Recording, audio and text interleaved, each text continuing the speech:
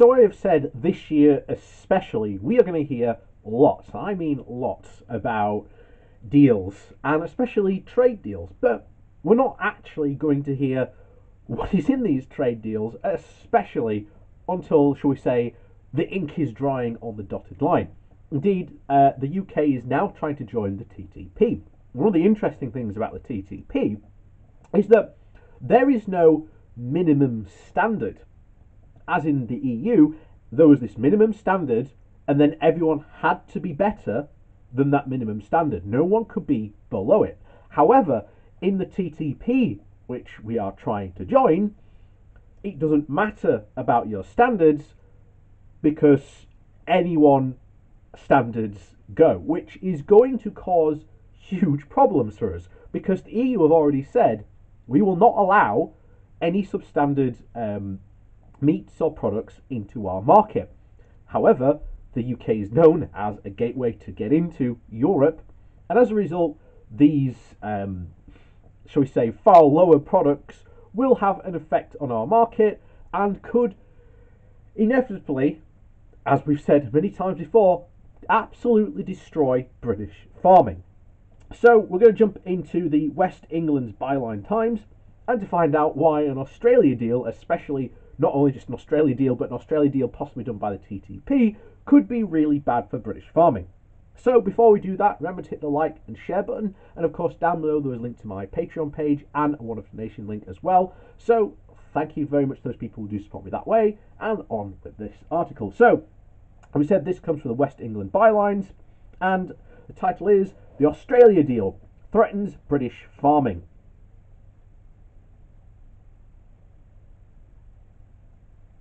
So, farming on the British Isles began with the Neolithic people. For thousands of years, it hardly changed.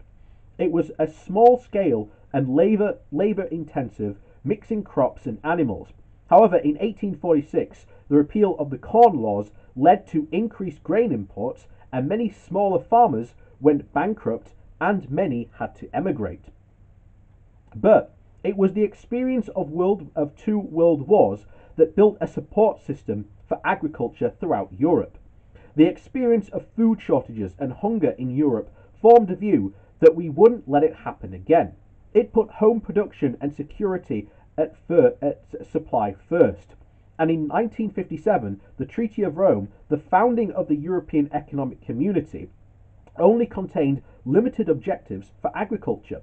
But by the 1960s, the European Commission had drafted the Common Agricultural Policy, which protected smaller farmers and created a single market for agricultural products.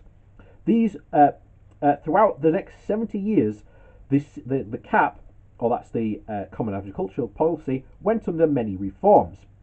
And Wikimedia states that the CAP has evolved significantly since it was created from the Treaty of Rome, and substantial reforms over the year have moved CAP away from production-oriented policy. The 2003 reform introduced the Single Payment Scheme, or as it was known as well as the Single Farm Payment. In the most recent reform was made back in 2013. And a free market between the European nations has spread the risk as bad weather doesn't hit everyone at once. As the EU expanded, so did the free market in agricultural products, and for consumers and weather rarely threatened any availability. And CAP ensured of the ever-increasing production, with food security paramount, and thus certainty had been assured for food supplies. And intensive food production has had a huge effect on the market, with free friction borders have disconnected consumers from the reality of how farming produces the food that they consume. And in recent decades, food has always been available. It has become more varied, and the cost of it has become ever decreased as the population increases. The security of supply, though, has meant that customers could insist on better safety and animal welfare standards, as well as stringent environmental standards as well. However, the UK government is committed to abolishing the protection and support, and has made access to the large European market, which has given us food certainty, a lot more difficult to consider, and a lot more costlier. And they are doing this at the worst possible time, as we are dealing with a deadly virus that is also impacting supplies.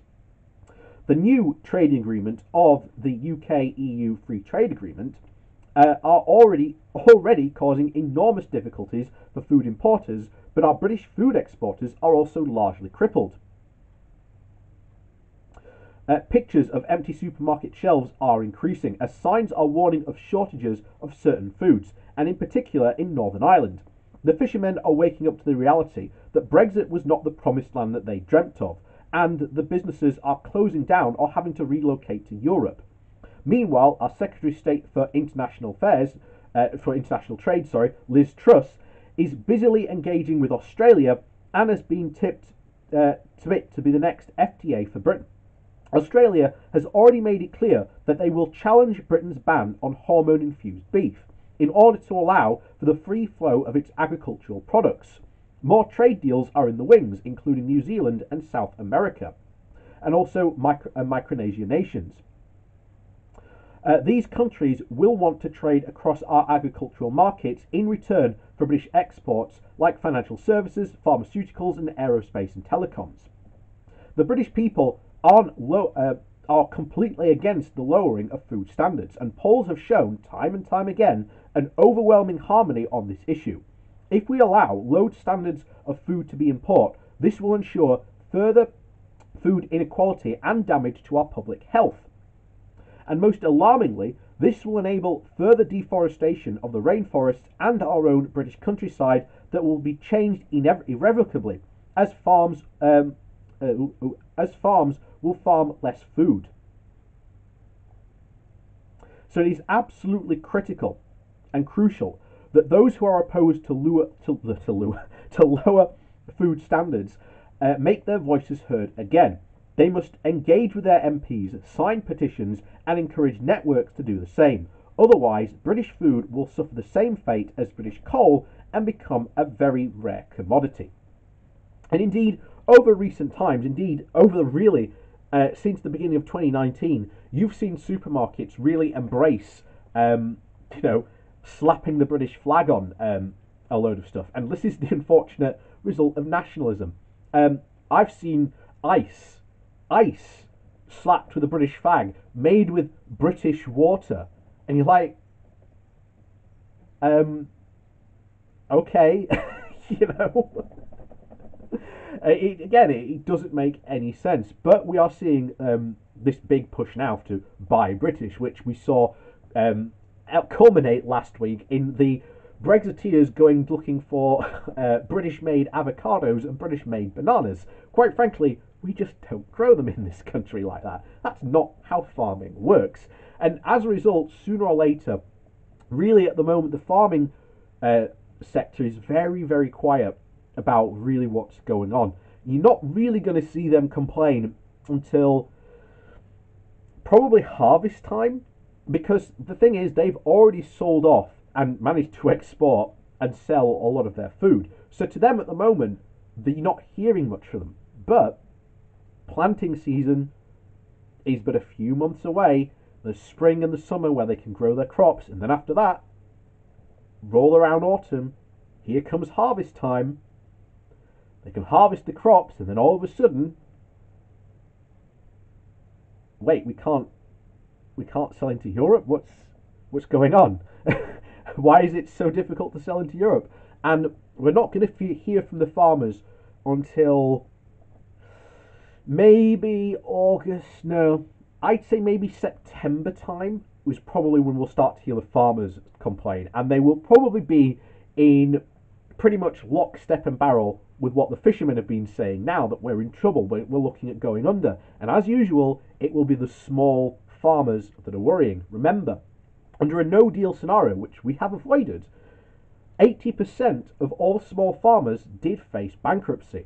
However, we should worry about that number, because under a no-deal scenario, it was 80%. What are the figures? Because we don't know what those figures, because the government isn't releasing its impact assessments. What are these impact assessments going to say about these deals that are going to undercut British farming, and how that is going to affect small farmers? Because if 80% were going to go out of business in a no deal, what is it going to be like under this deal we currently have, and maybe other deals which will undercut our very own British farmers. So, as always, thank you for watching. Please remember to hit that like and share button on your way out. And of course, down below there is a link to my Patreon page as well as a one-off donation link. And as always, thank you very much for watching. We'll see you all next time.